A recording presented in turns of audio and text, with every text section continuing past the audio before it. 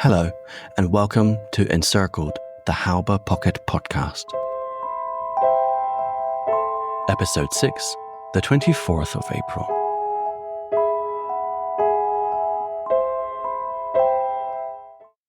At 10:30 on the 24th of April, the 8th Guards Army from the 1st Belarusian Front met the 3rd Guards Tank Army of the 1st Ukrainian Front at Bornsdorf in Treptow. 2 hours later, infantry from both fronts would meet nearby at the Schönefelder Junction near Brusendorf. This link-up between the mechanized and infantry units from both Soviet fronts signaled the formal encirclement of the German Ninth Army. The pocket the Ninth Army now found themselves in would be known to history as the Halbe Pocket, or, in German, the Kessel von Halbe, literally cauldron of Halbe. But whilst the town of Halbe did represent the central breakout point of the Ninth Army westwards, the pocket itself contained dozens of small towns and villages, which would all see brutal fighting from now on until the end of the war. Not only that, but the geography of the pocket itself would become an actor in its own right, as it presented an increasingly difficult terrain to navigate for both attacker and defender. The area of the Halbe Pocket at its largest extent measured 25 kilometers across and 80 kilometers from north to south, approximately 2,000 square kilometers in total. This area was bordered to the south by the great forests of the Spreewald and to the north by the ancient stream valleys of Berlin. To the east and northeast, there were large lakes such as Schwielochsee and Scharmützelsee, which is the largest lake in Brandenburg, whilst to the west lay the lowlands and wetlands of the Nutter and Nieplitz rivers. These geographical features weren't just limited to the extremities of the pocket, however, because the fighting area within the pocket was further crisscrossed by rivers, streams, forests, marshlands, and moorland. The geography of the area would be exploited by the defenders wherever possible, with the numerous rivers and lakes in particular offering natural barriers which slowed down Soviet tanks and infantry. Plus, the ample forest coverage allowed for some concealment from Soviet air attacks. This would prove vital when the Soviets brought their air supremacy down to bear on the retreating columns of troops and civilians. However, the geography of the area also severely limited the movement of the German Ninth Army, with the sandy and marshy ground proving a nightmare for German tanks and heavy transport vehicles to navigate. Moreover, whilst people can move through narrow forest paths, the same cannot be said for an almost 70-ton King Tiger tank. This is why it became vital for the Germans to hold important transport hubs, such as the town of Märkisch-Buchholz, with its key bridge over the Dahme River. Whilst the geography of the area provided opportunities and drawbacks to the Germans and Soviets alike, one thing could always be counted upon to assist the Soviets in applying pressure to the pocket: the efficient German road system. Given that Halbe and the surrounding area are located so close to Berlin, it's no surprise that the area boasted a good road network in 1945, with the roads leading from east to west being particularly key to the Ninth Army retreat westwards. However, the Soviets also used the road system to their advantage.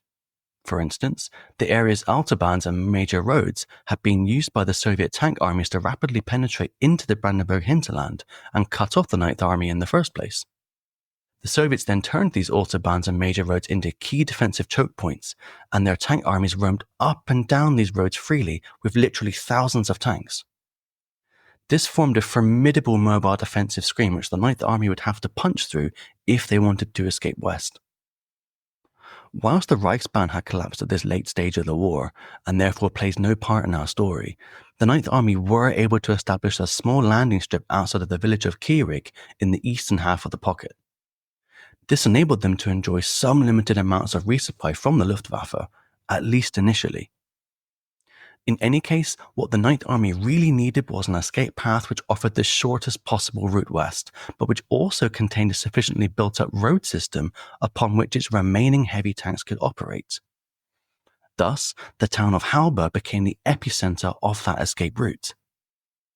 Halbe was positioned closest to Wenck's 12th Army in the west, and it also contained that all-important road network needed to facilitate a successful armoured breakout.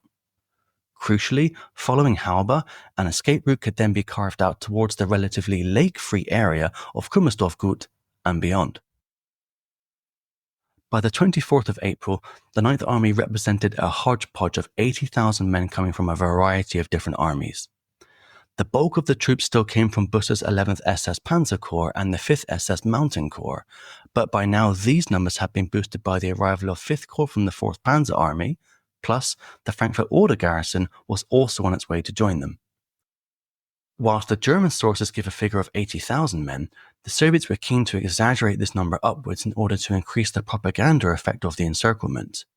Thus, the Soviets in later years liked to claim that over 200,000 men were trapped in the pocket, along with 300 tanks and 2,000 guns. A later US Army report, however, placed the number of fighting men closer to 40,000. In my view, the figure of 80,000 fighting men seems to be the most accurate of all the estimates.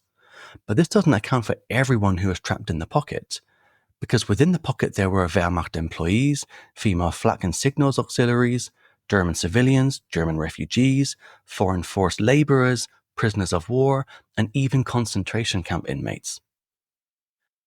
Given the chaos which reigned inside the pocket and the huge numbers of displaced people during the final weeks of the war, it's pretty much impossible to give an exact number of the people trapped there. That said, estimates range from a total of 150,000 to 200,000 people. But whatever the true number, what is certainly clear is that the fighting prowess of Buss's remaining forces was severely limited. Yes, some impressive units remained, such as the 11th SS Panzer Corps, but a lot of the fighting men found in the pocket would consist of Luftwaffe ground personnel and Volkssturm units who had been dragooned into the front line. Moreover, Buss's army had been given an absolute pasting at the Zelo Heights, so the Ninth Army also counted thousands of injured servicemen amongst its numbers as well. After a week of fighting and retreating, Buss's forces had been eroded down to at least half of their original strength in terms of manpower and firepower, and there were estimates of less than 1,000 artillery pieces and mortars for the Ninth Army remaining. And for these remaining guns, there was a quickly diminishing amount of ammunition. On the 24th of April, the Ninth Army sent a report to the Army Group Vistula headquarters, saying that 5th Corps only had 79 tanks of all kinds remaining, and that 11th SS Panzer Corps only had 36 tanks left. This report didn't give any exact numbers for its other units, but we can assume the numbers of tanks were low. Probably, we're looking at a total of only 250 armoured vehicles for the entire Ninth Army when the pocket was formed, of which only 150 to 200 were battle-ready. In any case, the worsening fuel and ammunition situation created an ever-shortening shelf life for these vehicles. And on the Soviet side? After acknowledging Moscow's directive to encircle and contain the Ninth Army, Zhukov and Konyev had now brought their forces into position. And in true Soviet style, they were able to bring an impressive array of men and firepower to bear down upon Buss's beleaguered army. Zhukov's First Belarusian Front to the north and east of the pocket consisted of the 3rd, 69th and 33rd Armies, along with the 2nd Guards Cavalry Corps. From the west and south, Konyev had positioned the 28th Army and 3rd Guards Army. In addition, artillery units and air support from the 2nd and 16th Air Armies were ordered to grind down the German Ninth Army with constant aerial and long-range bombardments. These Soviet forces totaled somewhere in the region of 280,000 men, 7,400 artillery and mortar pieces, 280 tanks and self-propelled guns, and more than 1,500 aircraft. But remember, in comparison to the Germans, the Soviets have got one more card up their sleeve. They are able to replace their men, vehicles, and guns with ease.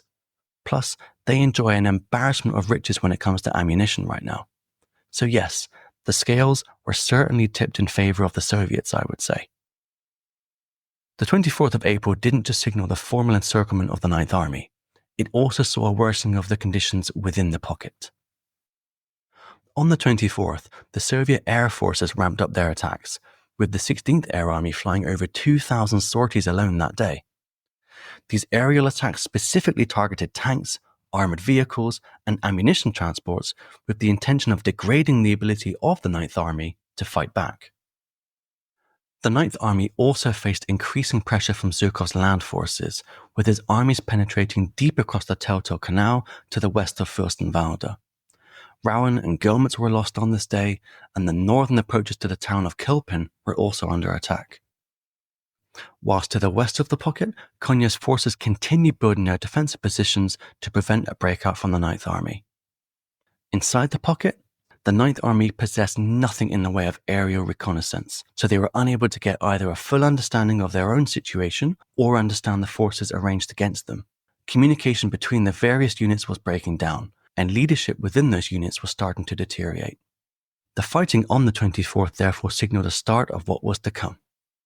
Isolated battles in the forests between battle-hardened Soviet troops and ragtag elements of German infantry. The Germans would attempt to blunt the Soviet advance with counterattacks anytime a position was lost. But these counterattacks were uncoordinated and badly led, and they also lacked the requisite number of men and firepower needed to dislodge the Soviets. But even though the situation for the Ninth Army was worsening, hope had been stirred by the plan to link up with Wenck's 12th Army to the west. And today, Wenck will launch his rescue mission. In the evening of the 24th, Wenck's 12th Army Theodor Körner Division attacked the Soviet 5th Guards Mechanized Corps near Treuenbrietzen. When hearing of this attack, Konyev was concerned because he had originally believed the 12th Army to be a weak force unable at mounting any offensive operations. But now they were taking the fight to his forces? Konyev was also unsure how to interpret the 12th Army's attack. The most logical approach was to view the 12th Army's movement eastwards as the first step towards a rumoured multi-front counterattack aimed at relieving Berlin. After all, Konyev was fixated on Berlin, so wouldn't the Germans be equally fixated on Berlin? Plus, the Nazis had been broadcasting over the radio in Berlin that Wenck was on his way to save them. So what was the 12th Army doing attacking Treuenbrietzen, Konyev thought? They weren't planning to link up with the 9th Army, were they? Konyev would soon find out.